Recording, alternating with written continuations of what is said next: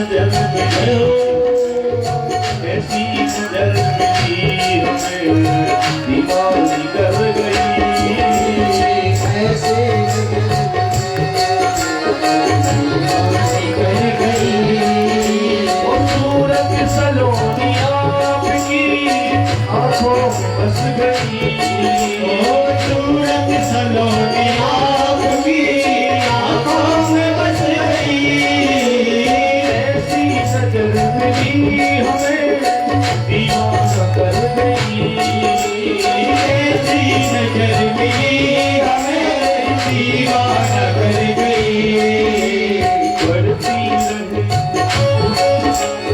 बढ़ती रही दीवानगी ऐसी कृपा करो बढ़ती रहे दीवानगी ऐसी कृपा करो भक्तों के आती रहा करो भक्तों की धरती सारे आते रहा करो दर्शन को देना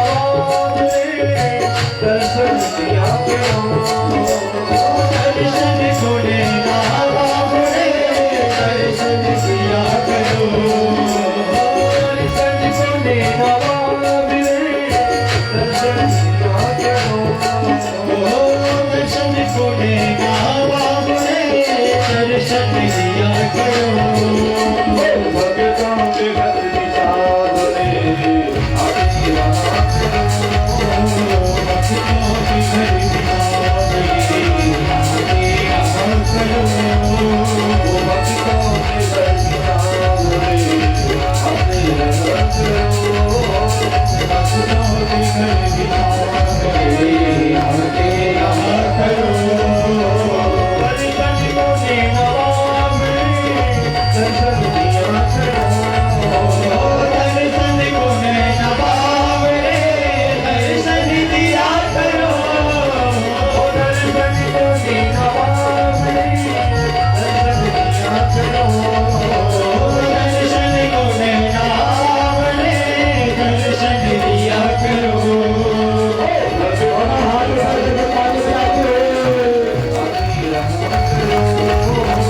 भक्तों के घर भी सामने आते रहा करो भक्तों के घर भी सामने आते रहा करो भक्तों के घर भी सामने आते रहा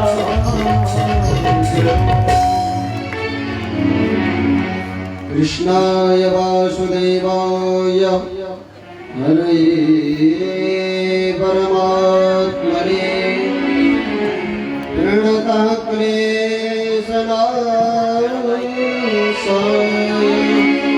श्री गोविंदाय नमो नमः। श्री सुखदेव जी महाराज कहते हैं कि नंद बाबा एकादशी का व्रत रखते थे। हम सभी लोग एकादशी का व्रत करते हैं कि नहीं करते हैं ना। ऐसे ही नंद बाबा एकादशी का व्रत किया करते थे। एक दिन भगवान ने अपनी लीला की। नंद बाबा जी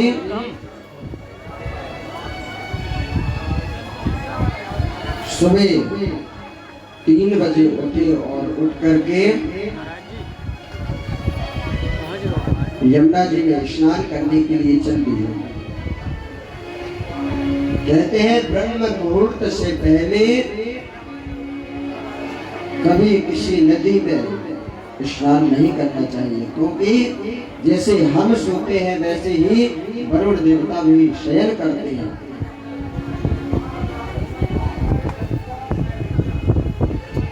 और आज जैसे ही स्नान करने के लिए गए, वरुण भगवान रुष्ट हो गए और रुष्ट होकर के नंद बाबा जी को वरुण लोक में ले गए।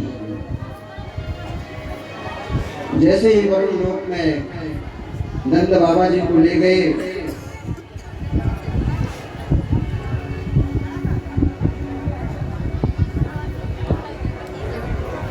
वहां पर लाला को देखा सिंहासन पर बैठे। नंद बाबा जी सोचने लगे कि मेरे लाला, ये तो मेरो लाला जैसो लगे।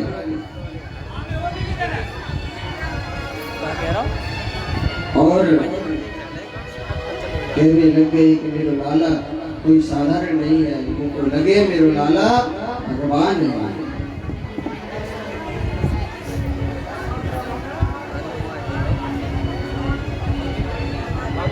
और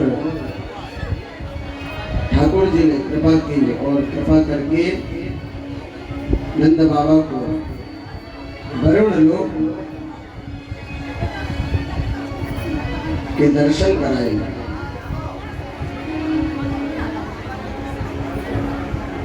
हम सभी के मध्य में जितेंद्र तिवारी भैया जी बिजावर से पधारे हैं। हम सभी से निवेदन करते हैं कृपया उनके लिए थोड़ी जगह देते जाएं और वो सीधे मंच की ओर आएंगे।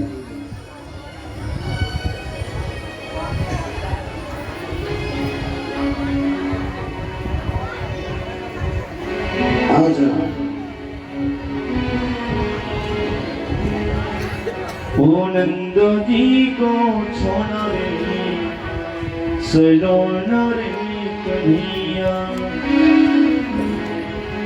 नंद जी को छोना रे सलोना रे कन्हैया, नंद जी को छोना रे सलोना रे कन्हैया, नंद जी को छोना रे सलोना रे कन्हैया, नंद जी को छोना रे सलोना रे कन्हैया।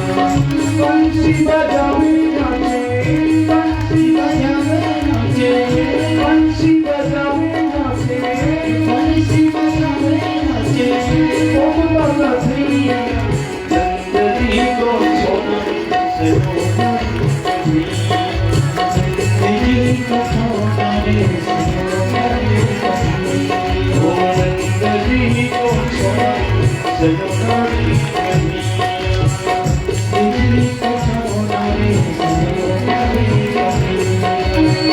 बंसी बजावे नाचे, हो बंसी बजावे नाचे, बंसी बजावे नाचे, ओ तो कमर भैया, छोना रे सलोना रे कन्हैया, नंद जी को छोना रे सलोना रे कन्हैया, नंद जी को छोना रे सलोना रे कन्हैया, नंद जी को छोना रे सलोना रे कन्हैया।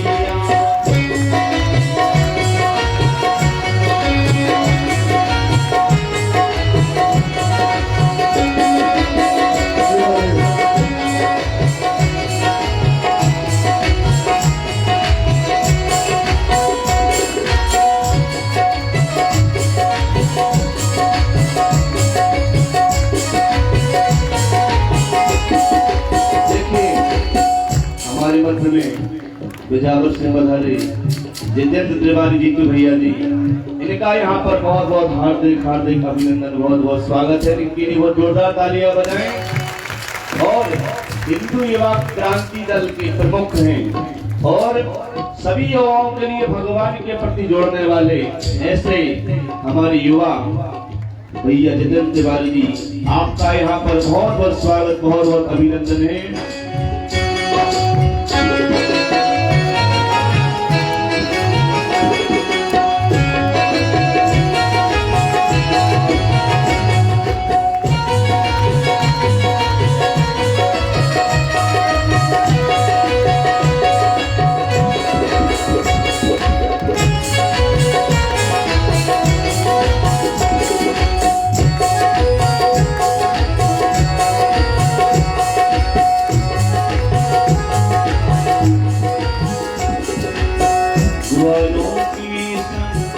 खेल जाओ रे, ग्वालों के संग खेल जाओ रे, ग्वालों के संग खेल जाओ रे, ग्वालों के संग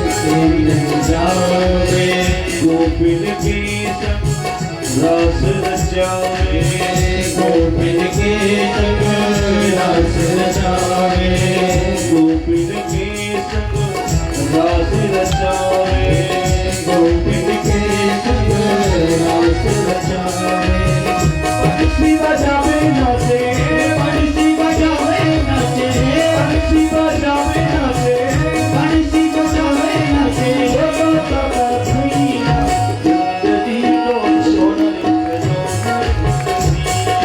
नंद जी को छोड़ा रे सजोना रे कन्हैया, नंद जी को छोड़ा रे सजोना रे कन्हैया।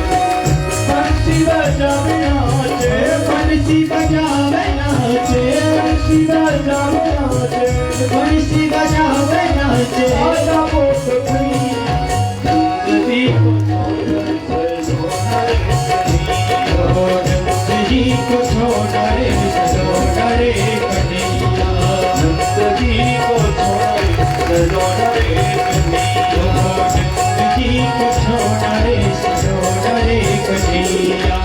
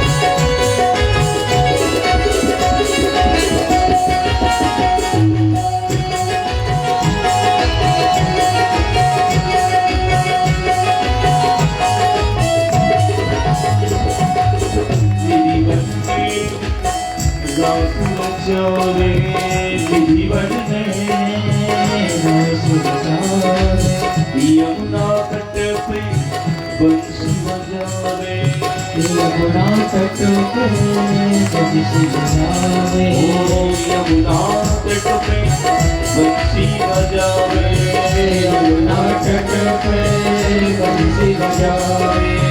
बंसी बजावे बंसी बजावे गाते गाता थैया जय हो सजोना रे कन्हैया, नंद जी को छोड़ा रे सजोना रे कन्हैया, नंद जी को छोड़ा रे सजोना रे कन्हैया। बंसी बजावे नाचे, बंसी बजावे नाचे, नाचे गाता थैया नंद जी को छोड़ा रे सजोना रे कन्हैया, नंद जी को छोड़ा रे सजोना रे कन्हैया, सजोना कन्हैया सजोना रे कन्हैया, सजोना रे कन्हैया सजोना रे कन्हैया। बोलिए श्री बाके बिहारी लाल की जय, श्री राघवेंद्र सरकार की जय। श्री सुखदेव जी महाराज कहते हैं कि परम प्रभु परमात्मा जगदीश्वर ने नंद बाबा जी को शिरा दे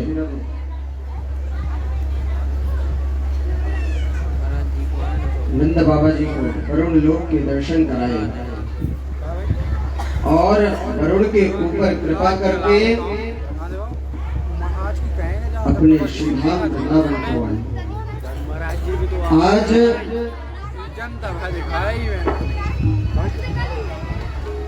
शरद पूर्णिमा की रात्रि है। मेरे ठाकुर श्री रमण बिहारी सरकार बंसी का विनाद करते हुए कहाँ पहुंचे? यमुना जी के किनारे। एक बड़ा सुंदर स्थान है। वहीं पर कदम्ब का वृक्ष है। उस वृक्ष के नीचे बैठ करके मेरे ठाकुर श्री रमण बिहारी सरकार, श्री बांके बिहारी सरकार ने अपनी सुंदर उंगलियों से बंशी नाद आरंभ किया, बंशी बजाना प्रारंभ किया।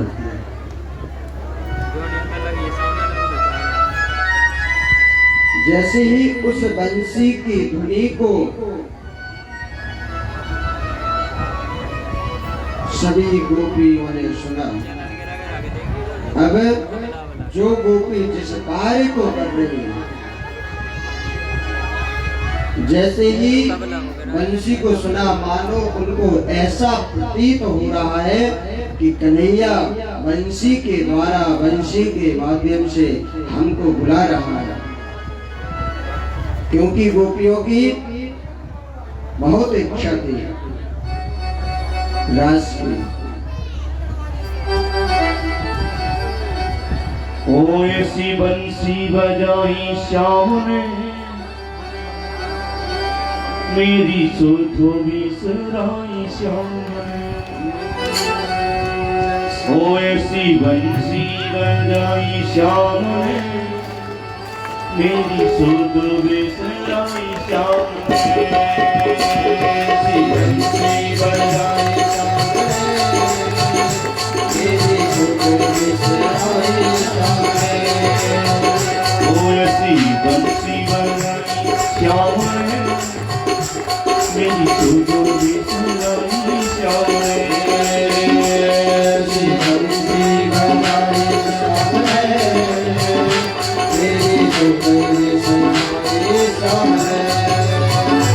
मैं तो हुई दीवानी, मैं तो हुई मस्तानी, मैं तो हुई दीवानी, मैं तो हुई मस्तानी। ओ मैं तो हुई दीवानी, मैं तो हुई मस्तानी, मैं तो हुई दीवानी, मैं तो हुई मस्तानी। ओ ऐसी बंसी बजाई श्याम ने, मेरी सुधो बिसराई श्याम ने। ऐसी बंसी बजाई श्याम ने, मेरी सुधो बिसराई श्याम ने। पानी की सेवा करते हुए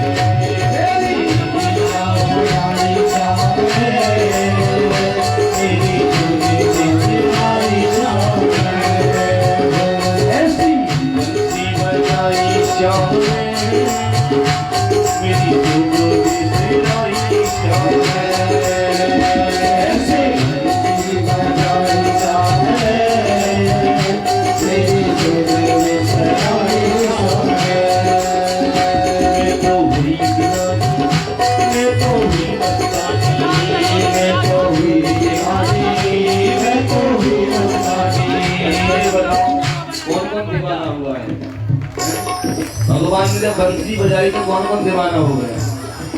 तुम लोग नहीं हुए हैं? हमें लगता है कि तुम लोग को यही रहना है और अगले जन्म में क्या बनोगे पता है? अब मत बुलवाओ मुझे, है ना? इसलिए भगवान ने जब बंसी बजाई है तो आप लोग भी मोहित हुए थे। हम लोग को पता नहीं कौन से जन्म में थे, हम लोग को मालूम नहीं है, लेकिन कथा के माध्यम से हम लोग को मालूम हो गया है। दोनों हाथ उठाइए, ताली की आवाज आना चाहिए आप लोग की। ऐसी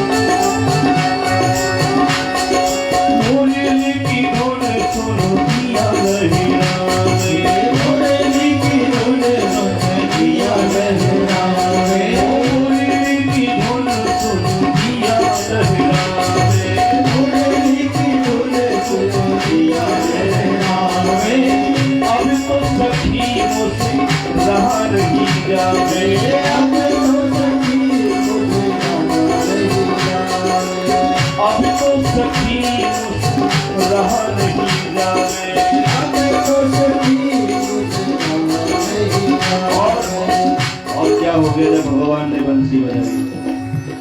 ऐसी हो ऐसी हो ऐसी हो ऐसी हो ऐसी ऐसी ऐसी ऐसी ऐसी ऐसी ऐसी हो ऐसी बस्ती चढ़ाई जाऊं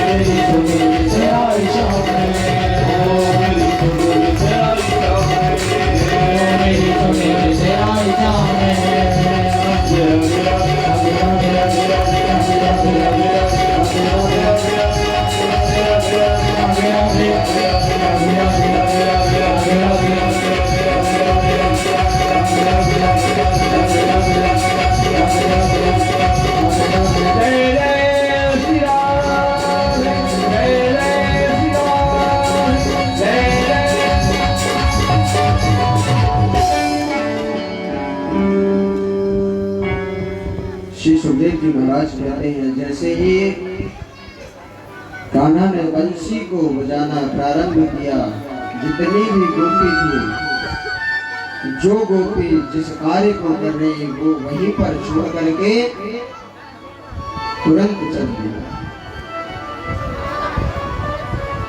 एक गोपी तो अपने पति को भोजन परोस रही थी। जैसे ही वह गोपी ने सुनी कि मेरे लाला ने वो को बुलायो है, बंसी के द्वारा बुला रहा है, जैसे ही सुनी आधा भोजन परोसा और आधा नहीं परोसा और तुरंत चल रही। एक गोपी तो शिकार कर रही थी। अब वह गोपी ने कहा कि यो औठन में लगाने वाली चीज आंखन में लगा दी और आंखन में लगाने वाली चीज औठन में लगा दी। ऐसी सुध बुध भूल गई सारी गोपियां और सीधे यमुना जी के किनारे जहाँ पर कन्हैया बंसी बजा रही है वहीं पर पहुंच गई। एक गोपी दूध गाय को दे रही थी, उसने वहीं पर गाय को बछड़ों को छोड़ कर गई और तुरंत चल गई। सारी गोपियां जितनी भी ब्रज की हजारों लाखों गोपियां हैं सभी यमुना जी के किनारे पर पहुंच गई।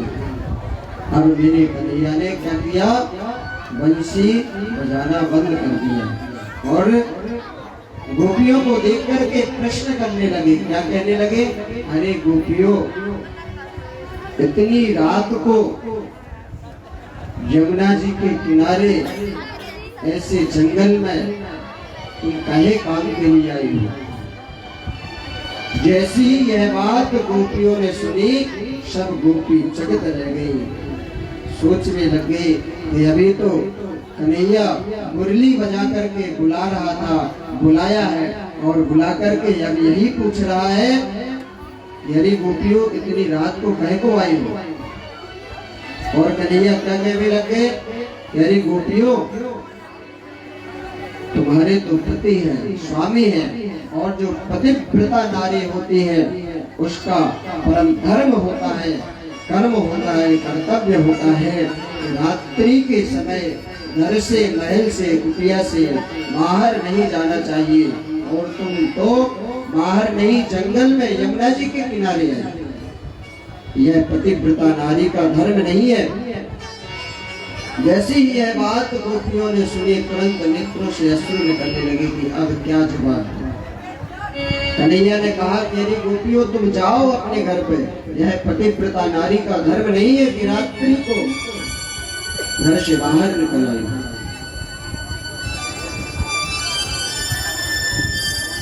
सारी गोपियों के नेत्र से अश्रु निकलने लगे कि हे भगवान, पहले तो बुलाते हो, फिर कहते हो कह को आए। परमात्मा हर पल परीक्षा लेता है और आज गोपियों की परीक्षा ली कि देखें तो सही गोपियों के, हमारे प्रति गोपियों को कितना प्रेम है, कितना भाव है।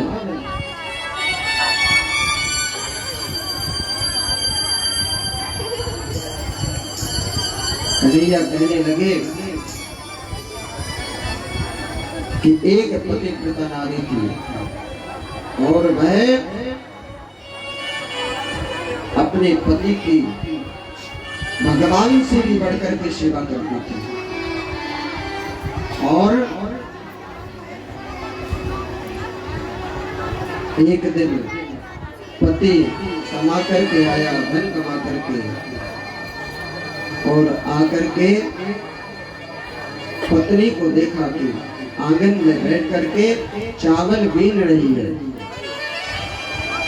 पति आया, थका हारा हुआ था और आकर के अपनी पत्नी की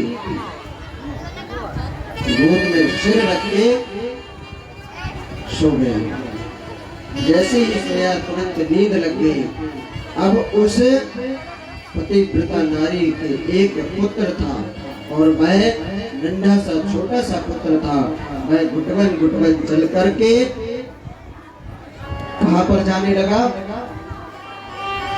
सुदूर एक अग्नि कुंड है जहाँ पर आग जल रही है, भड़क रही है।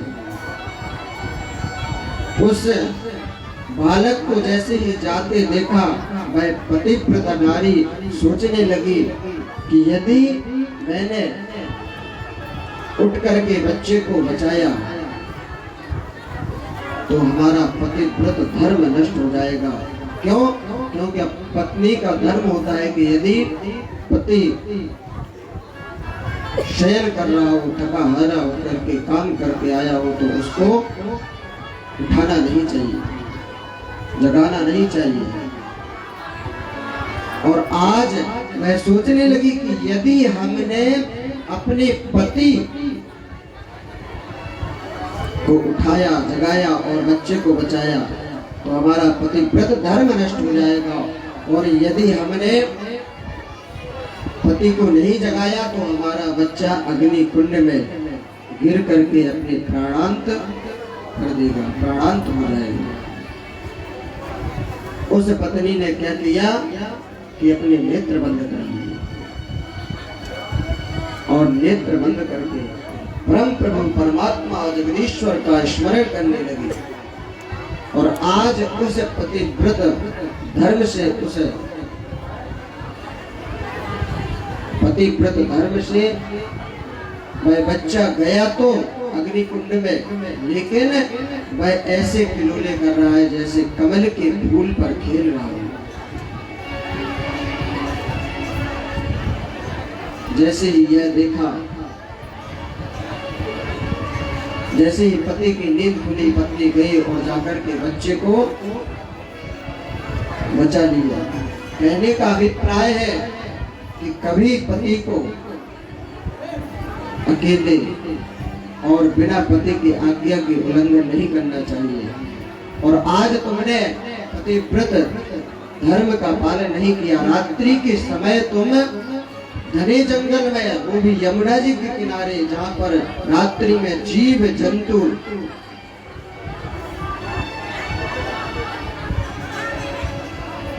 रहते हैं, और वहां पर रात्रि में तुम आई हो। तुमको घर से बाहर नहीं निकलना चाहिए। जैसे ही गोपियों ने यह सुना, गोपियों को मन में भाव जागा और कहा, कन्हैया पहले तो बुलाते हो, फिर कहते हो कह के लिए आई हो। यही तो तुम्हारा परम धर्म है, कर्तव्य है।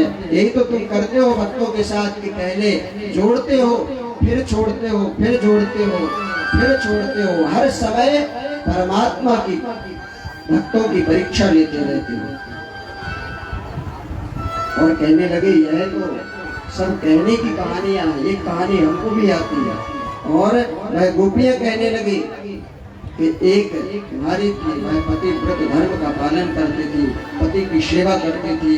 सुबह उठना, नहाना धोना, पति के लिए ही भोजन बनाना, खुद पाना, ऐसे सेवा करते जैसे परमात्मा भगवान की सेवा करते। और नारी को अपने पति की सेवा करना चाहिए। यदि जिस नारी ने पति की सेवा कर ली, उसको भगवान की पूजा करने के लिए जाने की जरूरत नहीं है। गोपियां भगवान को अपने पति के रूप में मानती हैं। कात्यायनी मैया से क्या प्रार्थना करती है? कार्तिक स्नान करने जब गोपियां जाती है और भगवान से प्रार्थना करती है तो क्या कहती है? कात्यायन्यै महामाये महायोगिन्यधीश्वरी नंद गोप सुतम देवीं पतिं मे कुरुते नमः। हे प्रभु नंद गोप, हे प्रभु जगत पिता जगदीश्वर, हमें पति रूप में प्राप्त हो। किससे प्रार्थना करती है? माता कात्यायनी से।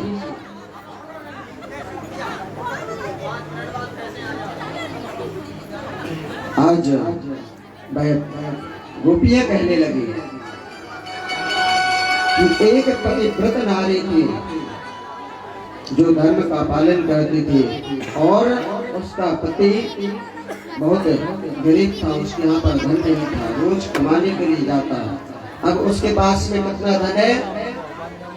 पूरे दिन कमाता और कमाने के बाद में जब आता तो खुद खाता और अपनी पत्नी को, बच्चों को खिलाता।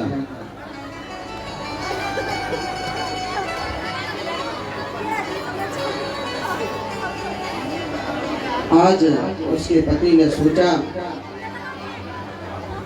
श्री राधे कृपया सभी से निवेदन है, व्यवस्था करें, व्यवस्था बनाए, कृपया शोर न करें। यदि शोर करते हैं तो आप लोगों का ध्यान इधर उधर जाता है, और जब आप लोगों का ध्यान इधर उधर जाता है तो कथा श्रवण कराने में भी हमारा ध्यान इधर उधर जाता है। जब तक श्रोता कथा अच्छे से नहीं सुनेगा तब तक सुनाने वाले को भी आनंद नहीं आएगा। और यदि चोरी करना है तो फिर हम यही सोच लेते कि ठाकुर जी को सुना रहे, तुम लोगों को थोड़ी सुना रहे, क्या करें बताओ। तो सभी से निवेदन है कि कृपया शोर न करें, और कुछ ही समय पश्चात हमारे मध्य में बड़ी सुंदर झांकी आने वाली है। झांकी के दर्शन करोगे? कौन कौन करेगा झांकी के दर्शन? अरे झांकी के दर्शन करना है तो भैया शोर मत करो, आराम से कथा सुनो। जब प्रसंगी वहां तक नहीं पहुंचेगा तो कहां से झांकी के दर्शन करोगे बताओ। अभी रास का प्रसंग आएगा ना, तो अभी सभी गोप ग्वाल ब्रजवासी सभी सब आएंगे और आप झांकी के माध्यम से दर्शन भी करोगे। कमाने के लिए बाहर जाना चाहिए, लेकिन जब तक वह पत्नी अपने पति को भोजन नहीं करा देती तो खुद सहग नहीं पाती। उस पति ने कहा कि हम सुदूर जाते हैं धन कमाने के लिए, और उसने एक छोटी सी मिट्टी की मूर्ति बना दी और कहा इसकी सेवा करना, और वह धन कमाने के लिए चल दिया। अब वह पतिव्रत नारी वो क्या करती, अपने घर के कुटिया के गेट बंद कर लेती और जैसे पति की सेवा करती वैसे ही सेवा करती। रोज पहले उस मूर्ति को पूजा करती,